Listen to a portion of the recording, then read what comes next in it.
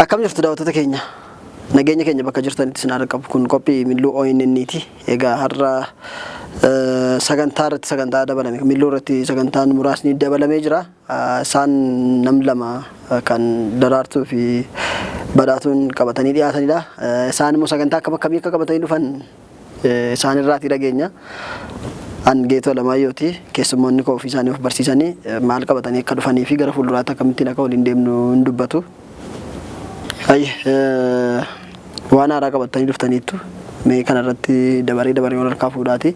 Daawwattoota keenyaaf maal akka fiddee dhuftanii akkamitti akka deemuu fi sagantaa Milluu ONN kana jijjiiruu hin danda'asu jedhu irratti waa dubbadha. Galatoom egaa Geetuu yeroo dheeraadhaaf Milluu kophaa kee hojjetaa turte. Baay'ee ijooruun kee kunis nu gaddisiiseera. Dhugaa dubbachuuf sagantaan kun duruma isaa sagantaa barsiisaaf sagantaa jaallatamaadha. Isa irratti immoo daran hawwatamummaa isaa jaallatamummaa isaa dabala jennee kayyaanne sagantaa akka yeroo walaloo kuusaa asoosamaa akkasumas kanneen biroo kana fakkaatan sagantaa babbareedaa hawaasa keenya barsiisaa bashannansiisa jennu qabannee dhufneerra. Atis mee waarraa jedhi. Akkam ta'uu qaba jettee sagantaan kun gara fuulduraatti waan bareedudha. Waan isin qabattanii dhuftan immoo uummata biratti jaallatamummaan argatattanii yaaddu. Egaa Milluun ONN baay'ee jaallatamaa fi uummata biratti fudhatama qaba. Nu immoo isarraa jaallatama akka argatuuf jennee diraamaa, walaloo, atileetota keessaa isa tokkodha. Qabannee dhufnee jirra.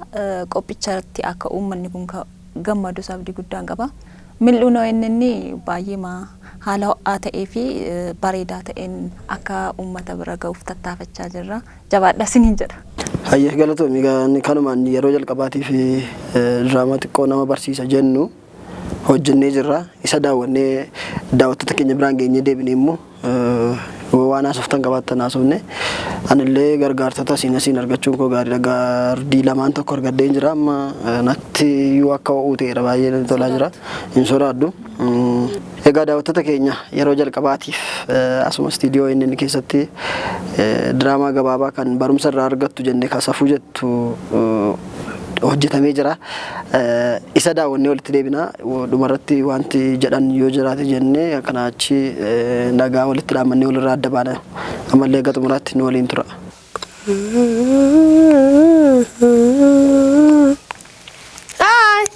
Ayyee. Obboleessa. Akkam. Naguma. Jirta. Jira kanoo. Ayyee. Baay'ee bareedda. Ayyee galatoomii illee bareedda. Nan bareedaa. Namni kana naan jedhan beeku. Akkasiin jedhu. Ayyee. Akkamiree. Jirra galatoomisa. Maalitiin saalfatta ore? Saalfii osoo hin taane humna na caalte haasaadhaan waan hin jedhu. God sorry. Akkasiin jedhu baay'ee bareedda dhugaa. Galatoomii. Jaalallee qabdaa? Nan qaba.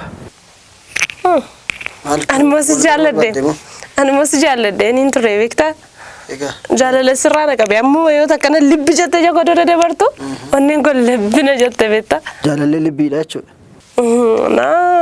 Jechuun gaariidha yaadi kenna. Jaddura na kuttee jechuu barbaadeen. Safeeffannaadha kan rakkoo godhate haalaati ittiin haasoftudha. Nama tokko hojii walii galuuf immoo amma kana haasofteenaan akka kanatti haasofteenaan nama sanallee pirootokoolii isaa tuquu dandeessa. Oh my god. Jaalalatu pirootokoolii keetu kaa? Jechuun ati ijoollee maatii waliin guddatte fakkaate yeroo si ilaalan. Maal jechuu keedha?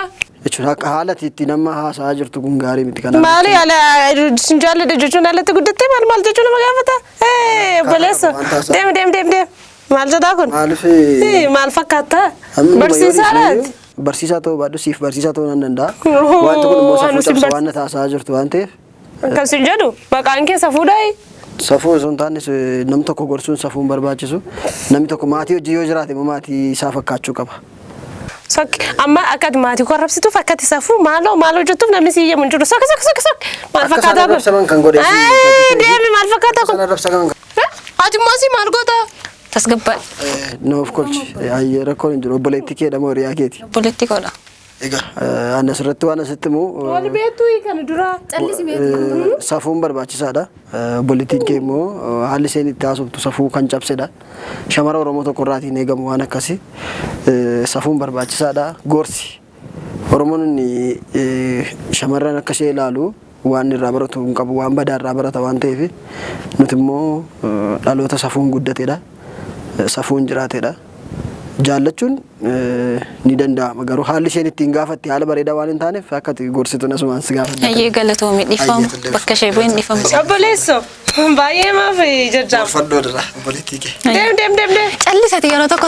Ati moo maal godhate na loltaa? Yoomsii darbaasiif. Maalan godhe nan sin jaalladhe jedhe.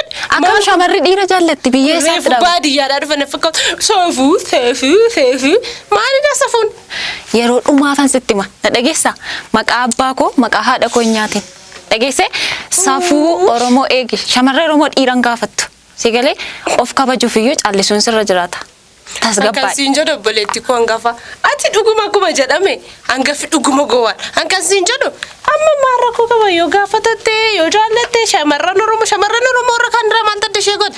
Ani gowwooma miti. Si galee na dhageessa warri biyyaa Allisi na dhageessa. Dhugaadha warri biyyaa adii biyyiin ture dhufee jechuudha. Ela yoo jaallachuu barbaadan hayi bakka walii bilbilu walii gaafatatu hin dhume maalidha si biyya kana shamarran dhiira iddoo guddaa sana dhiiraa kennitanii iddoo xiqqoo shamarran maali yoo gaafatanne yoo jaallan sorry sister sorry. Callisiiti yeroo tokko na dhaggeeffadhu miira tasgabbiidhaan si galee maaliifin siin jedhe beekta shamarri dhiiran gaafatu. In gaafatattu ani immoo gowwoomeetu hin taane maatiin ani irraa dhaladhee fi uummatiin ani keessatti guddadhe akkan dhiira gaafatadhuuf nan dirqisiisan si galee safuuf safeeffannaatiin nan guddadhe maqaa abbaa koo maqaa haadha koo dhoosisin deemammasi. Nan deema kaa